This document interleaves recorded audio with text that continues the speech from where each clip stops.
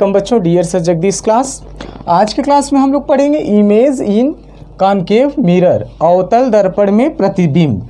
अवतल दर्पण में प्रतिबिंब कैसे बनता है, अवतल दर्पण में प्रतिबिंब का निर्माण कैसे होता है, उसकी प्रकृति कैसे होती है, इत्यादि बातों के बारे में हम लोग पढ़ेंगे। इससे पहले आपने यदि चैप्टर के पहले वाले वीडियो को नहीं देखा है तो उसको आप देख लीजिए ताकि आपको आसानी से समझ में आए। इसमें देखिए सबसे पहले है इमेज इन कॉनकेव मिरर, अवतल दर्पण में प्रतिबिंब। अवतल दर्पण में प्रतिबिंब 4 तरीके से बनता है। देखिए नंबर 1, नंबर 2, नंबर 3, नंबर 4। एक एक के बारे में मैं बता रहा हूँ, आपको ध्यान से समझने का प्रयास करें, आपको आसानी से समझ में आ जाएगा।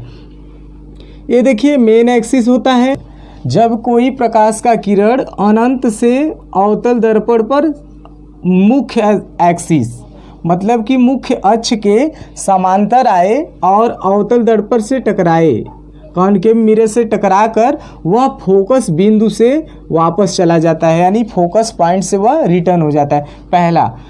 नंबर 2 में जब कोई प्रकाश की किरण फोकस बिंदु से होकर अवतल दर्पण से टकराता है तो वह मेन एक्सिस यानी कि मुख्य अक्ष के समांतर होकर वापस चली जाती है। ये नंबर 2।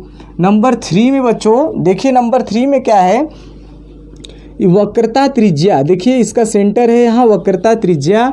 जब कोई प्रकाश का किरण वक्रता त्रिज्या से होकर गुजरे और अवतल दर्पण से टकराए तो वह पुनः उसी अवस्था में वापस चला जाता है। जैसे यहाँ से देखिए बच्चों, ये गया किरण और यहीं से वापस आ गया, इसमें कोई चेंजेस नहीं हुआ, यानी कि इसमें 1 भी डिग्री का एंगल नहीं बनेगा, 0 भी डिग्री का एंगल यहाँ पे निर्माण नहीं होगा। जिस लाइन से वह जाएगा उसी लाइन से क्या हो जाएगा, वापस चला आएगा।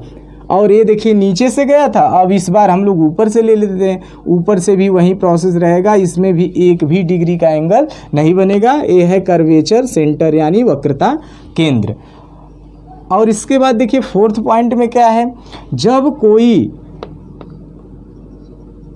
कोई प्रकाश का किरण अवतल दर्पण यानी कॉनकेव मिरर के ध्रुव पोल पर आके गिरे तो वह पोल पर जब आके गिरता है तो वही पोल नीचे की दिशा में उसके नीचे वाले साइड से पुनः अपनी उसी अवस्था में वापस चला जाता है, यानी कि जो आपतित किरण होता है वह I और जो परावर्तित किरण होता है R होता है। यानी कि यहाँ से आप लोगों को मैंने पहले बताया था एंगल I = एंगल R।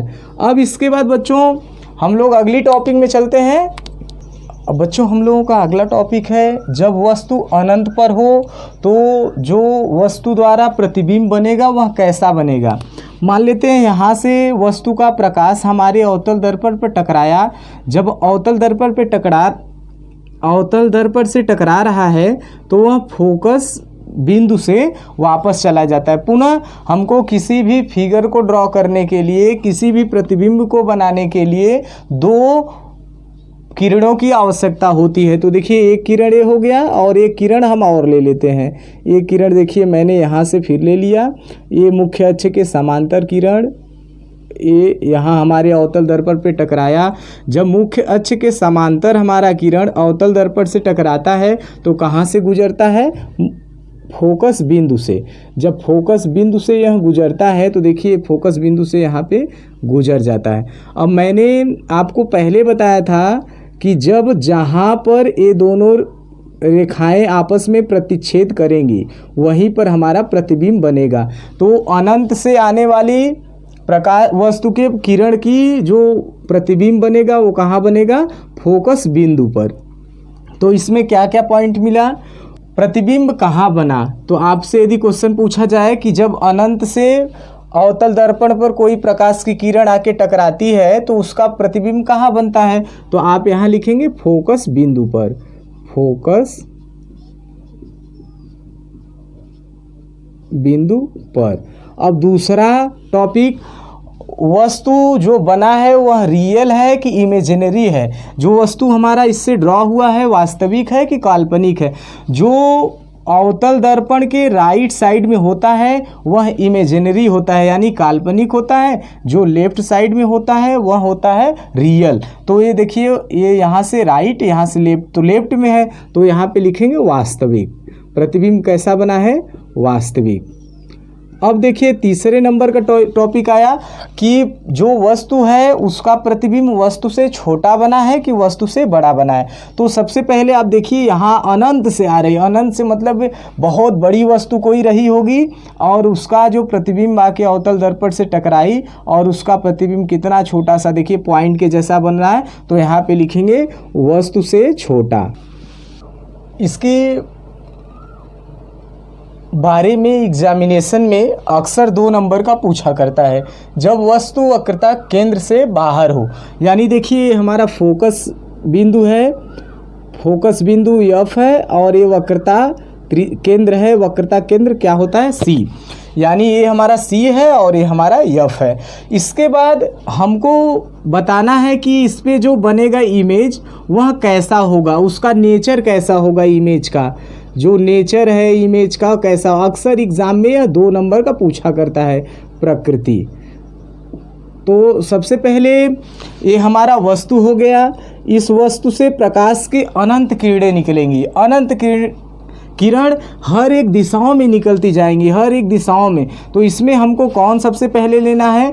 सबसे पहले देखिए आपको मैंने पहला टॉपिक बताया था कि जब यह मुख्य अक्ष यानी मेन एक्सिस के सीधे में से प्रकाश की जब किरण गुजरती है, एकदम सीधी रेखा में गुजरती है, तो वह फोकस बिंदु से होकर गुजरती है। तो देखिए हम यहाँ से एकदम सीधा लेंगे, यही लेने का प्रयास आप हमेशा कीजिएगा।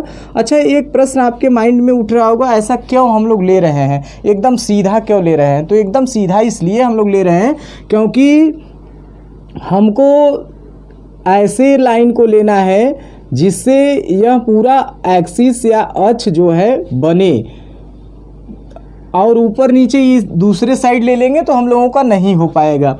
तो आप ध्यान से इसको देखिए, एक किरण यहाँ से मैंने लिया प्रधान अक्ष यानी मेन एक्सिस के पैरेलल में समांतर लिया, यह कहाँ से होकर गुजरेगा? देखिए फोकस बिंदु से। तो ये देखिए फोकस बिंदु से हम गुजरते हुए किरण को खींच लेते हैं। देखिए यहाँ से हमारा किरण खींच दिया गया। इसके बाद देखिए बच्चों, एक और किरण हम लोग लेते हैं जो फोकस बिंदु से होकर गुजरती है। देखिए यहाँ से मैंने एक किरण लिया, फोकस बिंदु से होकर देखिए इस पे पड़ा और ये गुजर गया। अब इसके बाद देखिए यह जब किरण फोकस बिंदु पे पड़ता है तो पॉइंट नंबर 2 जो मैंने आपको बताया था वह मेन एक्सिस के समांतर होकर वापस चला जाता है। तो देखिए मेन एक्सिस के समांतर यह किरण हमारा जो है गुजर कर चला जाएगा। देखिए यहाँ से हमारा किरण जो है, यहाँ से हमारा किरण गुजर गया। अब जहाँ पर यह मिलता है वहीं हमारा क्या होता है? प्रतिबिंब का निर्माण। अब देखिए प्रतिबिंब का हमारा निर्माण हो गया। प्रतिबिंब का निर्माण कहाँ हुआ है? सी और एफ के बीच में। देखिए किरण यहाँ से ये वापस अपने पुनः अवस्था में गुजर गई। तो अब प्रकृति लिख देते हैं इसका। प्रकृति, यह फिगर कहाँ बना? सी और एफ के मध्य। सी और एफ के मध्य मतलब वक्रता केंद्र और फोकस बिंदु के बीच में बना है। दूसरा, अब यह प्रतिबिंब वास्तविक है कि काल्पनिक है? जब यह राइट साइड में होता है तो काल्पनिक होता है, लेफ्ट साइड में है तो वास्तविक होगा। तो लेफ्ट साइड में है तो यहाँ पे लिखेंगे वास्तविक। और प्रतिबिंब कैसा बना है? देखिए ऊपर है, वस्तु हमारा नीचे। वास्तविक व उल्टा, यह वास्तविक भी है और उल्टा है। और तीसरे नंबर पे टॉपिक आ गया कि यह वस्तु से बड़ा है कि वस्तु से छोटा है। देखिए वस्तु इतना बड़ा था और यहाँ पे ये वस्तु हमारा क्या बन गया? वस्तु से छोटा, वस्तु से छोटा। आप इसका नाम लिख लेंगे। देखिए मैं यहाँ लिख ले रहा हूँ ए और यहाँ बी, और आप यहाँ पे लिखिएगा वस्तु ए डैश और बी डैश। यानी कि जो वस्तु हमारा ए बी है, ए बी बड़ा है और ए डैश बी डैश क्या है? छोटा है। इसके बाद अगला चलते हैं, अगला टॉपिक है जो प्रतिबिंब के निर्माण में आपको कोई ज़बरदस्ती नहीं करना है, बस आसानी से आप नियम का फॉलो करते जाएंगे, आपका फिगर ड्रॉ होता जाएगा। अब इसमें हम लोगों का पॉइंट है जब वस्तु वक्रता केंद्र पर हो। देखिए वस्तु जो हमारा है वक्रता केंद्र पर है, यानी कि कर्वेचर पॉइंट। वक्रता केंद्र का मतलब होता है कर्वेचर पॉइंट, जिसको हम लोग सी से शो करते हैं, और ये होता है एफ मतलब फोकस बिंदु, इसको हम लोग फोकस पॉइंट बोलते हैं, जिसको एफ से शो करते हैं। आप हमेशा जो आप लीजिएगा किरण वह मुख्य अक्ष के समांतर लीजिएगा। देखिए मुख्य अक्ष के समांतर मैंने ये किरण लिया और यह किरण जाके अवतल दर्पण से टकराया तो कहाँ से गुजरेगा बताइए? यह कहाँ से गुजर के चला जाएगा? यह फोकस बिंदु यानी कि फोकस पॉइंट से होकर गुजर के जाएगा। देखिए हमारा गुजर कर यहाँ से निकल कर चला गया। इसको आप थोड़ा सा भी इसको डिस्टर्ब नहीं करेंगे, आप ना आराम से बनाएंगे, ऑटोमेटिकली आपका फिगर ड्रॉ होता जाएगा। दूसरा हम लेते हैं, दूसरा को लेते हैं फोकस बिंदु से। ये देखिए नियम का फॉलो आप करते जाएंगे। ये देखिए यहाँ से जाके यहाँ से मिल गया और इसके बाद यहाँ से ड्रॉ करेंगे। अब यहाँ से ड्रॉ करेंगे। अब देखिए यहाँ से हमारा प्रतिबिंब का निर्माण हो गया। प्रतिबिंब का निर्माण यहाँ पे हो गया। देखिए यहाँ से जब ये हमारा किरण गुजरा इस साइड से और ये इस साइड से, कोई आपको प्रॉब्लम नहीं होगी, आप आसानी से बनाएंगे, आपको कहीं भी कोई दिक्कत नहीं आएगा। ये देखिए यहाँ से हमारा गुजर गया। अब आपको लिखना है इसके प्रकृति के बारे में। इसका प्रकृति क्या होगा? सबसे पहले वस्तु देखिए, वस्तु हमारा यहाँ से लेकर यहाँ है, तो वस्तु द्वारा जो प्रतिबिंब बना है वो कैसा बना है? तो सबसे पहले प्रतिबिंब क्या बना है? वास्तविक। वास्तविक क्यों? वास्तविक कैसे लिख रहे हैं हम? क्योंकि यह हमारे अवतल दर्पण के लेफ्ट साइड में बना है। दूसरे नंबर पे देखिए वस्तु के सीध में, वस्तु के सीध में यानी कि वस्तु के सीध में यानी वस्तु के बराबर ही बना है। और इसके बाद वस्तु के सीध में कैसा बना है? उल्टा। ये हमारा बन गया उल्टा। नंबर 3। अब इसके बाद नंबर 3 में क्या है? वस्तु से छोटा है कि वस्तु के से बड़ा है? वस्तु के क्या है? बराबर है, वस्तु के बराबर। ये प्रकृति रहा। बच्चों हम लोगों का टॉपिक है जब वस्तु सी और एफ के बीच में बने। तो देखिए यहाँ से हम मुख्य अक्ष के समांतर एक किरण लेते हैं। यह देखिए कहाँ से गुजरेगा? फोकस बिंदु से होकर गुजर जाएगा। देखिए मुख्य अक्ष के हमने समांतर लिया और यहाँ आप हमेशा मुख्य अक्ष के समांतर लेने का प्रयास करेंगे। मुख्य अक्ष के समांतर लेंगे तो आपका आसानी से जो है चित्र बन जाएगा। ये देखिए इसके बाद हमारा हो गया। अब एक किरण हम और लेते हैं। देखिए एक किरण हम लेते हैं इसी फोकस बिंदु से, यहाँ से फोकस बिंदु से मैंने एक किरण लिया। देखिए ये यहाँ गया और यहाँ से देखिए होते हुए ये गुजरेगा मुख्य अक्ष के समांतर। मुख्य अक्ष के समांतर जब गुजरा तो यह कहाँ पे प्रतिबिंब बना? देखिए यहाँ पे प्रतिबिंब बना। एक लंब ड्रा कर लेते हैं और यहाँ हमारा प्रतिबिंब बन गया। तो प्रतिबिंब बनाने के लिए देखिए कोई ज़बरदस्ती नहीं, आप बहुत आसानी से बनाएंगे, आपका बन जाएगा। अब इस वस्तु का प्रकृति लिख लेते हैं। ये प्रकृति जो प्रतिबिंब का है, प्रकृति जो नेचर है इसका, सबसे पहले यह वास्तविक है कि काल्पनिक है? तो जब लेफ्ट साइड में होता है तो वास्तविक होता है, रियल है। दूसरे नंबर पे इसका प्रकृति वस्तु से बड़ा है कि वस्तु से छोटा है? तो आप लिख दीजिए वस्तु से बड़ा। क्या है कि सीधा है? देखिए उल्टा और उल्टा।